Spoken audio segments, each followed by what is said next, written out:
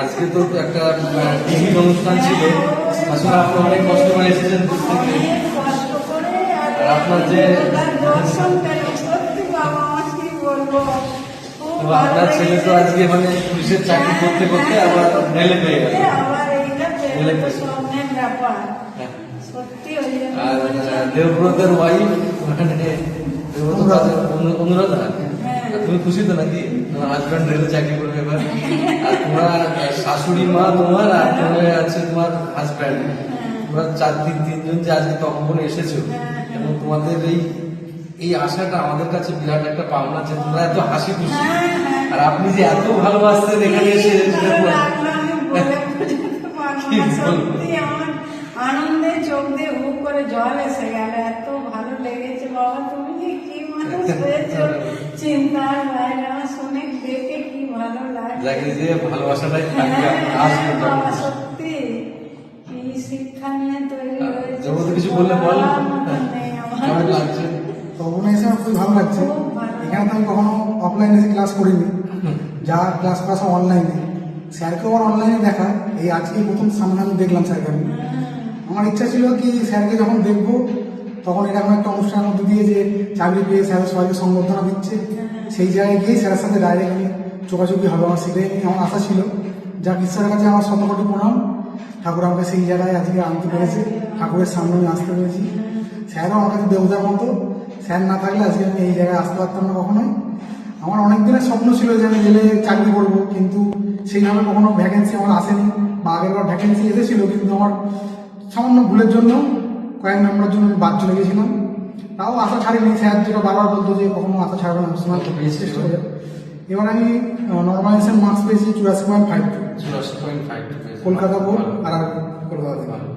তো এগিয়ে চল। আর মা এবং তোর ওয়াইফ দুজনেই তো মাটির মানুষ। আমার সঙ্গে আমি এতক্ষণ ওনাদের সঙ্গে কথা বলে যা বুঝলাম, তো এদেরকে কোনোদিনও খারাপ ভাবে তুই দেখবি না, আমি জানি।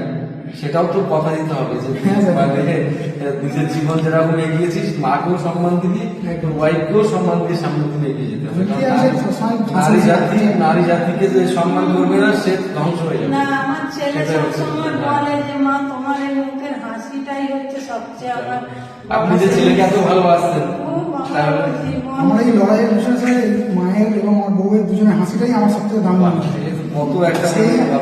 সেই এই হাসিটাই আমাদের সবথেকে দামি মনে হয়েছে, তার জন্যই আমাদের এত পরিশ্রম।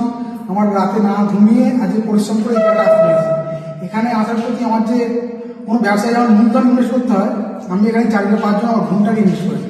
আমি না ঘুমিয়ে আজকে এই পরিশ্রম করে এই জায়গায় আসতে হয়েছে।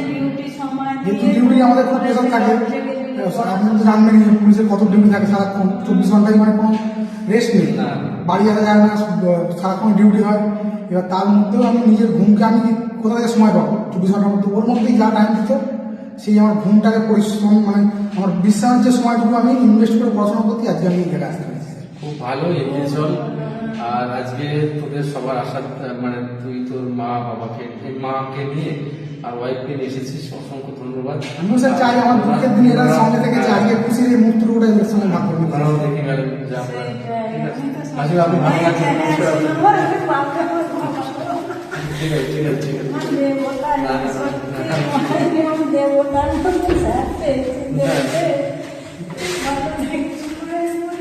আপনি চলে আসবেন, আপনি যখন মন চাইবে চলে আসবেন, আপনি যখন মন চাইবে চলে আসবেন, এখানে কোনো অসুবিধা নেই। ঠিক আছে,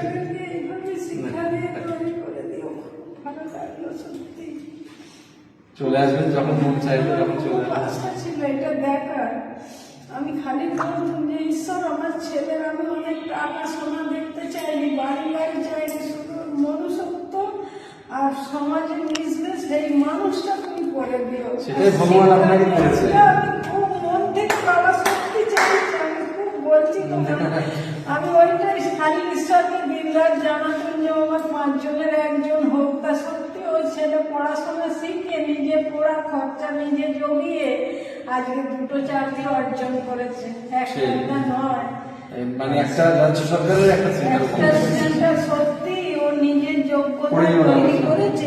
বলবো কি, আমি সামান্য 9 অবধি পড়াতে পেরেছি, আমাদের খুব গরিব ঘরের সংসার ছিল। হ্যাঁ, আর ও বলে মা আমি নিজের পড়া নিজে আমি খরচা জোগাড় করবো। আর ওই তো বলছি স্যার ম্যাডামরা এত ভালোবাসতো, কোনোদিন মাইনে নিত না, বলছে দেখবো তো এত ভালো ছেলে, তুই পড়াশোনা কর, আমি আছি। তা সত্যি তারাও আমার অনেক দেখেছে, নিজের খরচা নিজে যেগুলো এক্সট্রা লাগতো জোগাড় করে আজকে পড়াশোনা করেছে। আমি খালি বলতাম বাবা তুমি গরিব ঘরের ছেলে, কেন এত সব দেখছিস, থেকে আমরা অত দেবো।